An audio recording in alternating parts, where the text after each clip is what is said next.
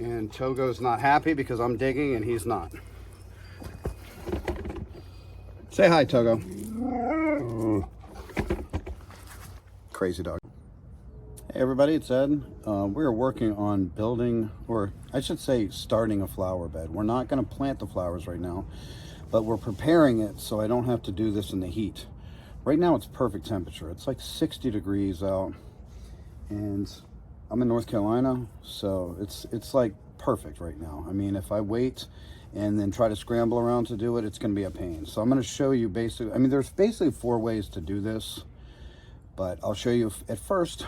We'll get into that, but I want to show you first basically what I need for tools wise. Okay, because it's important just to be prepared and have everything. I spend most of my time like running around looking for stuff constantly. And here's our assistant Togo, who's not too happy right now. So just to start, it doesn't really matter what order. Scissors, we need it to cut the actual mat, the black mat screen that allows the drainage to go through, but it stops the weeds. And this is huge. I mean, don't do any beds, in my opinion, without doing this, because it's a lot of time to weed everything constantly. So if you take that out of the process, then you're saving a lot of time, which is essentially saving money. So anyway, I have my extension cord because we're using the Greenworks tiller here, and that's one of the 4 ways that you can do this. I'm using the tiller because I don't need to save this turf, so I don't need some sort of a sod remover. So you need your mat. So we have some mat here. I have a couple more rolls in case we fall short. Need a hammer so we can hammer the little landscape nails. So they're like the Stay Green landscape nails, super cheap. These are the cheapest ones I found. This is like a 500 piece box. And then we need, obviously, our gloves always. And today I got a yardstick, and so we got 3 feet there, but I'm gonna probably do these about 4 feet, but it's just so I can get a ballpark. I'm not super OCD, so I don't need it absolutely perfect, and things, you know, in the wilderness kind of grow around. So anyway, and then we've got the flat shovel, which is key if you're trying to make good straight edges. Got the regular shovel, in case we need to deal with that. We got the rake to kind of rake it out. I've got a couple different rakes, but we got the loppers in case I find any roots that I got to kind of dig out, and the cart, carry everything around. Okay, before we start, there's basically 4 ways that you can do this, okay, and 4 different costs, okay? It really comes down to that. The first way is you can actually just have a landscaping professional company come out and do some flower beds for you, right? And that's very expensive. We actually did that in the front for our circular white crepe myrtles that we have in the middle of both front sides of the yard, right? And then, so that was a very expensive project, but we didn't know what we were doing, and we wanted to get it kind of started right away. So, but we definitely learned a lot from just having those guys come out and do it. And, but in retrospect, I wouldn't do it again like that because it's too cost ineffective. So, I mean, but if you have the money and that's what you want to do, there's nothing wrong with having a professional do that. You can still pick out the flowers that you want to do, or use a local nursery or whatever. The second way you can do it is you can basically rent or buy the machine for sod removal. So I also don't recommend this one because it's expensive. Just to rent it for a few hours is like $150. We looked into that, and obviously it's expensive in the thousands if you wanted to buy one. If you're doing a massive project, maybe look into buying a used one. Might not be a bad idea, but also a very expensive thing. And then you got to know how to use it, and you know, it basically, you know, cuts in underneath about a couple inches, and then it just kind of peels up the sod. So anyway, that's one way to do it too, but another very expensive way. Okay, the third way is the way we're going to do it today, and the fourth way. Third way is using a tiller and just till up the area, which, you know, I got this tiller for I think like 150 bucks, so it wasn't really expensive. Greenworks tiller, and it works pretty well. We knew we needed it to till up the ground in different areas, so it was a good purchase for us to have, and we've already got a lot of use out of it. And then you can tell it's freaking filthy. And then the last way is you can just use a shovel. I mean, and it's one way to do it, but super tough and it's back breaking. So it might not be the way to go. But Anyway, those are the 4 ways to do it, and we're going to show you, you know, kind of how difficult it is for the 3rd and the 4th option. Now the Greenworks tiller here, super dangerous machinery. I mean, this is, if you look at it, I mean, this will take off toes. This will really hurt. So you do not want to have any people around. I fling stuff around all the time, rocks, debris. So you don't really want to have people around or pets around. So I got Togo here, and we'll probably send him inside, but as long as he doesn't get in the way. Now, another thing, it's pretty easy to use, though. It's definitely easy to use. So you just plug it in, and this plug is really loose. Like, it'll just like fall off. So my little rig is just to tighten the extension cord here. So if you pull on it, it's not going to come off or whatever. Okay. So, and all you have to do again is you have to pull this one, and then you press the button, okay, to get it started. Oh, before I do this is what I'm usually going to do anyway before, but I already kind of checked this ground, but it is super, super hard. But sometimes you can check to see if there's roots. You do not want to be using this if there's a ton of roots, or you want to find a different place to do it, or you might have to machine all the roots out. But this place isn't too rooted, so I'm not too worried about it. So I found that this machine, it wants to pull you forward. So it's a lot easier if you go backwards and tear up the ground instead of trying to go forward. You'll see, and it'll make sense.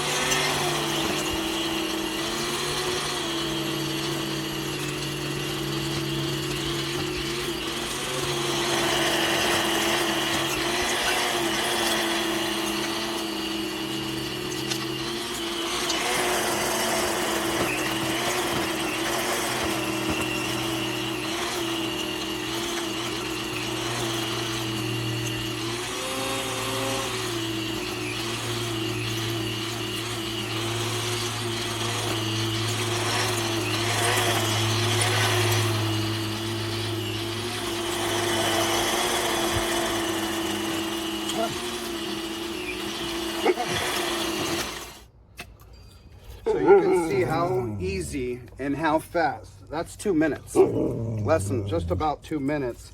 And I can take that up almost completely. Obviously we have to clear it off with a shovel. And Togo's not happy because I'm digging and he's not. Say hi, Togo. So we're gonna use the shovel a little bit, the flat shovel, to try to get some of the edges off. And because I obviously don't want to get the metal machine over here, I'm going to rip apart the concrete. And like I said, you could just use the shovel for the entire project, but it's a lot more backbreaking than taking a couple minutes with the machinery. Since we're going to be building so many different flower beds back here, I mean probably 50 or more, that it just doesn't make sense not to have a machine. You know, even the inexpensive one that we have. At least it's something.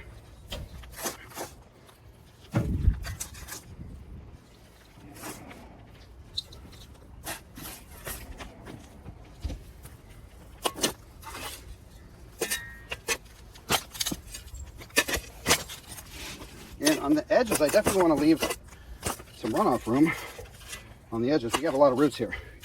You see the roots over here? They're sticking out of the ground. We got roots everywhere in this yard, so it adds that complication level. But I definitely want to leave the edge here so that we can have the proper drainage to the side.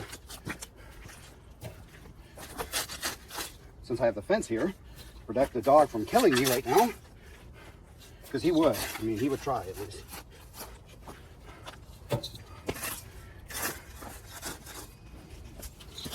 But you can see it's not too bad. I mean, this is going to be a very simple project as far as time constraints.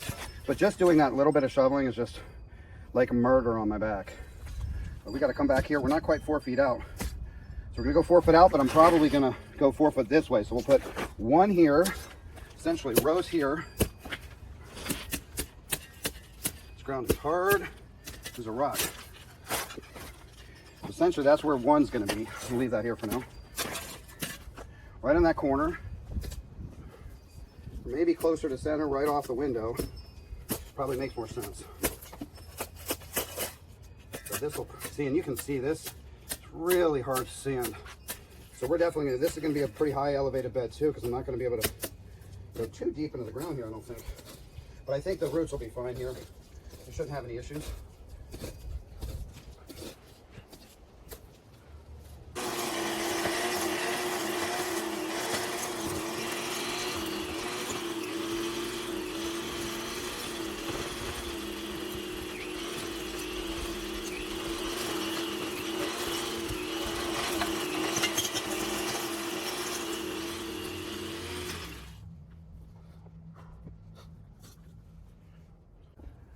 So we basically have the first area cut out.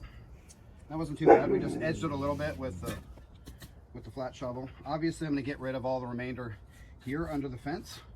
I just don't need to do that right this second. Not a big deal. I can get in from the other side or move the stakes. I'm probably just going to get in from the other side and kind of just push it under. Anyway, and now we do the matting deal. So it's pretty good. You want it 3 foot to 4 feet. I like going on the bigger side. Personally, as far as width-wise, and length-wise, just depends on how many roses you're going to do. Now, you got to at least put them about 3 feet apart. You'll see our other, I think we were 3 feet or 4 feet apart. Depends on if you're trying to get them to kind of grow a little bit together. The risk there is they don't get enough airflow in between the actual bushes. So if they don't get a lot of airflow, they can get disease and mold and whatever. So it just depends if you want them like one here and one further apart so there's actually visible room in between. It just depends on what you want to do. I like making it more of a wall. So is like a privacy walls in different areas. So we're turning this upper area into almost its own room by itself. So, and eventually we'll probably tear all of this out and build an extension to the house, but that's a little bit complicated and, you know, down the road. So in the time being, we can always transplant. You saw from my other video, transplanting roses, you can always transplant them. You can take them out. So if you don't like them where they're at, you can move them. I just wouldn't wait years and years to move them. So I'll put a link in the description for that video if you want to see that one. But anyhow, so now we just lay it down our mats. It's pretty basic. Oh, okay. Let's see where we're at. So you can see this is a 3 foot mat. So right now we're about 3.5 feet for this one. Oh, okay. Almost out of matting here, but we have plenty more. Oh, this one actually was cut up. So I'm gonna actually have to go get my other 3 foot. We cut this up, and you can cut it into any different positions, but just to show you basically how to lay the mat. And you want to lay it up against the edges, because believe it or not, the weeds and everything will grow right out of the edges. So you're better off laying it a little bit more up, because you can always cut it back or whatever. So let me just take our hammer. It's super simple here. We just grab some of our guys, and I basically place, I don't go crazy with these, but I place enough there, maybe one every foot or 1.5 feet. So you don't want to go crazy, because obviously it costs money. So, but you want it to work effectively. So this goes, and that's why I said it doesn't matter if it's over a little bit, because we're gonna cut it off or tuck it in, or you can just tuck it in yourself, like so, and then do it that way. And there's that part of it. And you can see how you roll it out. Normally I'd roll this over the entire strip, but that's okay. We've got, you can overlap it. It's not gonna hurt anything. So again, I would put one about every 1.5 feet, 2 feet, depending on how tight you want it, really. I'm not too worried about it here. Doesn't matter which directions you put it in.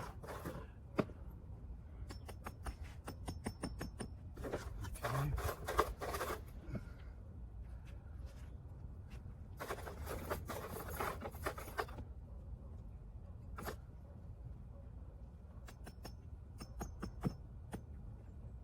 Hit a root. So the minute I hit a root, I just pull it out and just try to replace it. Just happen to catch a root in a bad spot. Don't try to bang it into it, because that even hit a little bit of a root. You don't want to waste these. You want to make these last. And again, these are the 500 count Stay Green landscape pins. So, and that basically is how we work it. I'm going to use that piece here to use a piece that's already cut down You can see that, and I can overlap it right there. It'll still get the water through it. I'll show you. We can just cut it with the scissors, like I said. You can just take it and just cut it down and run it that way. So we'll do that. So my wife brought me the other roll. So you obviously put it on a way that you're rolling it back. Okay, you don't want to put it the other way and try to roll it. So you make it as easy as possible. And we overlap it. I'm overlapping about 1 inch or so. And you want to do the same thing here. Overlap it a little. So this is the easy part. This is not the back-breaking work. And you definitely want it as flat as possible. It doesn't really matter, honestly, because you're going to be covering this. So it doesn't have to be perfect. You don't have to get so like, oh my God, look, it's uneven. It doesn't matter. Okay, it really doesn't. You know, just make sure you use enough for your area. So you got it to right here. So I'll cut it a little long. You want it a little long versus a little short here. All right. Normally it just cuts right across. Really nice, kind of like any crafting thing. Do you want to pre-cut the holes for when you're going to do the roses? Oh, that's a great point. My wife just mentioned that. We basically are going to pre-cut the holes for where the roses are going to sit. That way we can just fold it over. Now, honestly, we don't have to pre-cut them now. Since we're doing this in February, we could just leave them this way and then pre-cut them in February, because we're going to have to dig the hole anyway in February. I'm not digging the holes now. You can dig the holes now if you want to, but there's a danger there. If you're digging the holes here and somebody walks through here, you're not gonna see the hole. You're gonna fall in the hole. So for safety purposes, and just the fact that we don't really need to cut out the hole right now, is that we'll just leave it with just the mat. And you know, I'll just throw some pine straw on it so just to beautify it temporarily and just have it not looking like a mat, I suppose. So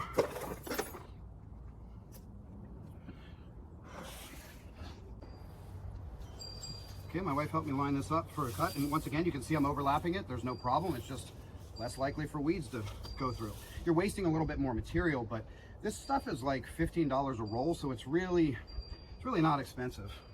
So it's absolutely a must. You have to put this on any of the beds, because you do not want to be wasting your time weeding, right? Yeah, definitely a lot cheaper than weeding. Or buying the chemicals for the weeding. Yeah, the chemicals then are even eventually more kill expensive. your roses. Yeah, so. Exactly. So the less chemicals, for sure, that definitely helps. So she's got me lined up. All right. Anyway, my break is over. Excellent. Bye, you guys. Bye, babe. See ya. Love you. Love you. Bye, Tobo.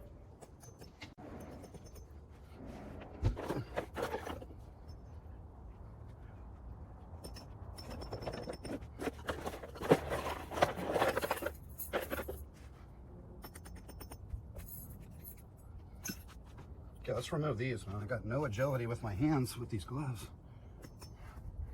I just better not hammer my hand in. That's a little short. See, bring my wife in and look what she does. So this would end up cutting in, and this is what you don't want to do. This would end up growing weeds right through it. So I can either take another place, or just move the whole thing. So it's not too bad. You can just take these out. You won't hurt this. Just pop them out and replace it. Get it a little off. Don't be lazy. Just get it done. All right. Some of them you can just pull out by hand. So it's not like, these things are just meant to hold it down. Okay, better. Start from this edge, which is why, another reason, start from the edge, so you get it right.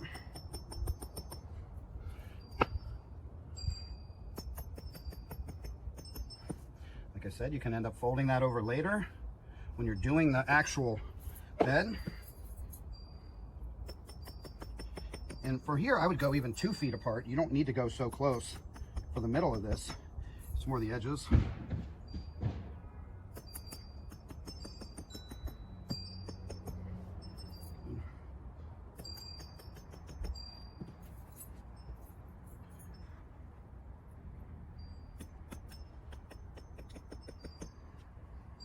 I'm actually surprised there wasn't more roots here, because the roots tend to get me. There was a decent amount, but it wasn't, you know, I've seen more. I've seen plenty more.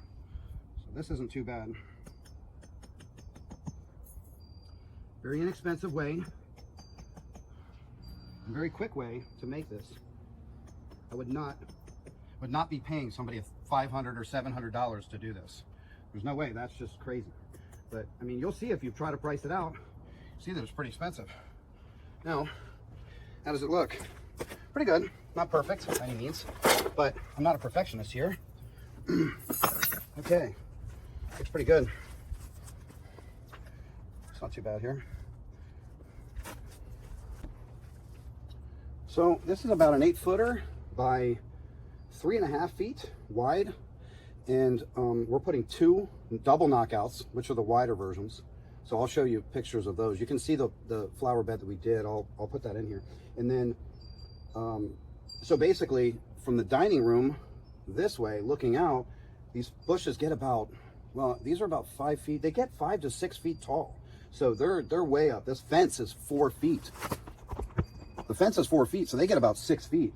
So you won't even really see the fence, and that's why we use that fence that we use. It's a coated green, with basically it's got a waterproof, kind of water resistant coating on it, and it's perfect because it really blends in. So you want to use the green one. I wouldn't ever do the silver one, and it blends in nicely.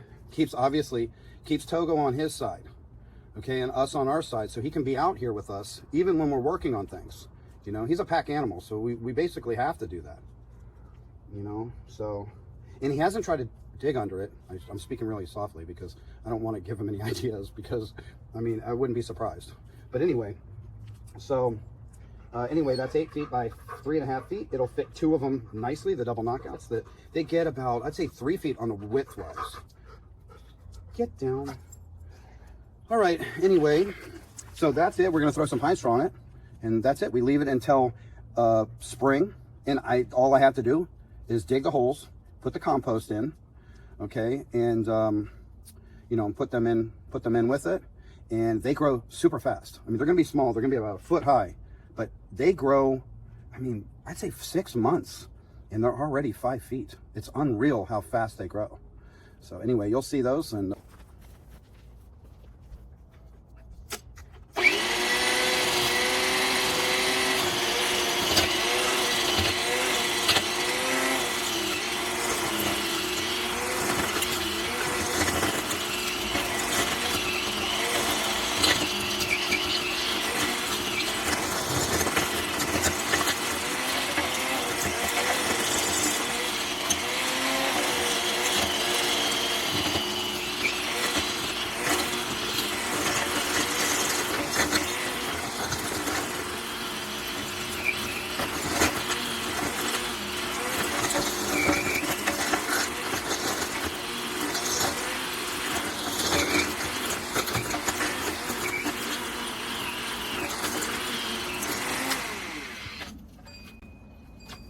see the difference in roots?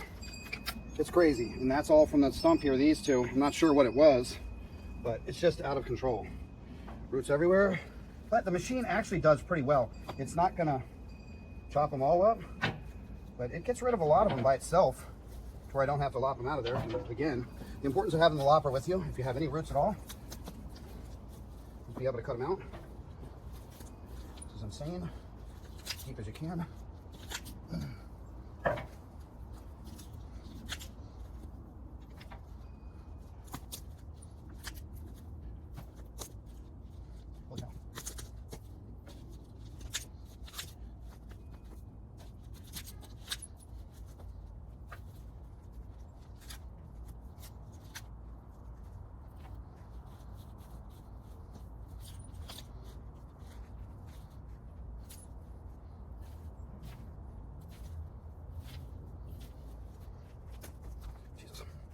Sorry.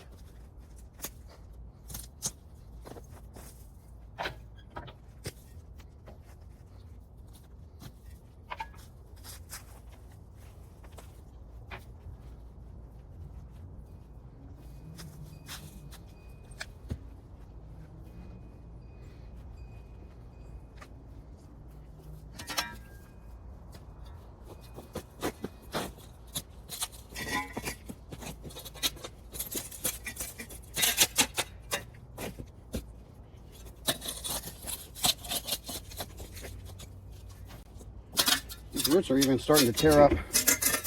I mean, they will start to tear up the concrete. But the thing is,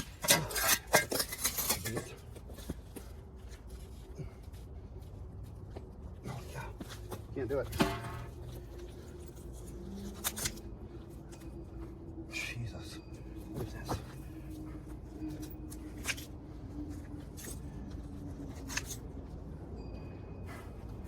Really? This is not fun. This is not fun. This is where it makes the hard part of this. You have a bunch. So when you're thinking about planting, better off planting where you don't have a lot of trees or roots nearby. Honestly, it'll make your life a lot easier.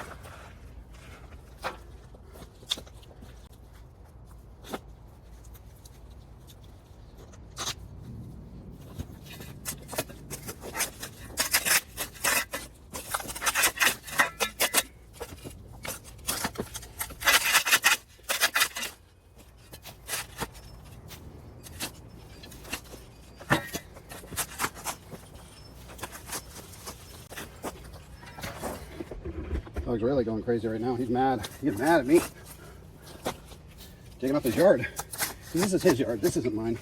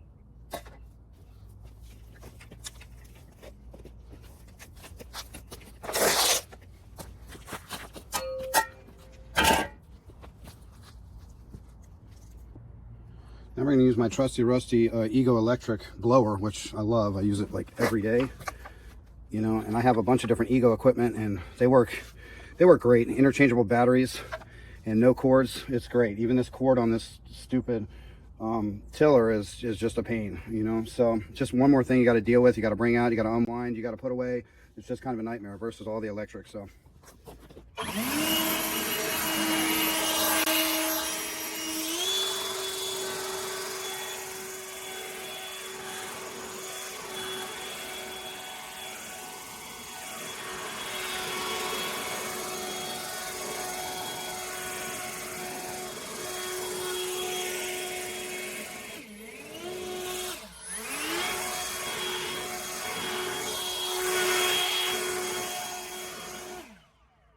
pretty good. If I can run the blower over it, and the reason I'm even blowing that off is anything on top of this dirt will run some weeds through it. I mean, if you just got dirt in there, you don't know what organic material is in there.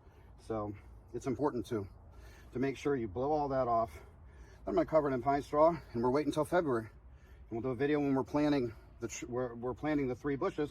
So essentially in a triangle here, like one here, one on this side. And I'd say one of them's probably going to be about here. Give it about 1.5 feet from each. The other one will be closer to here.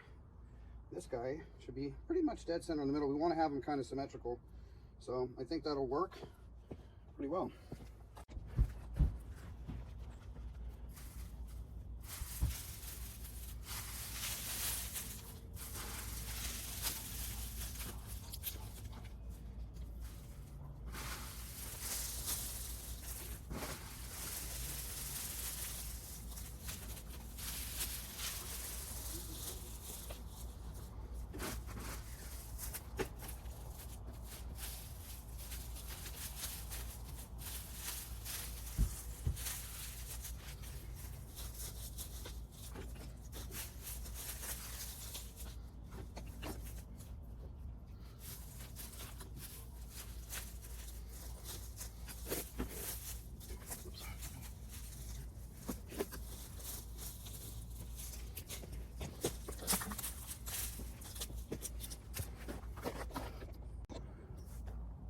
So this is our bed, and pre-prepared for the roses in the spring.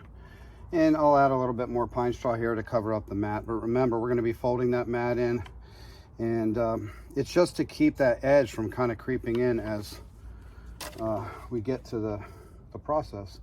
So it wasn't too bad. I mean, I had to deal with a ton of roots towards that stump that I cut out. So, and but otherwise over here, this wasn't too bad. Anyway, I hope that helps. I hope that gives you some insight that you don't need to spend a ton of money to make a bed. And this is, you know, 8 feet long by about 7 or 8 feet long. And this will do 3 roses, and big ones too. So I'm excited to see. And by next year, those things are going to be 6 feet tall. You'll see them right in the spot, and it'll just give some beautification from the dining room. So when you're looking out, you don't see a beat up shrub over here that we're probably going to end up removing and taking out. So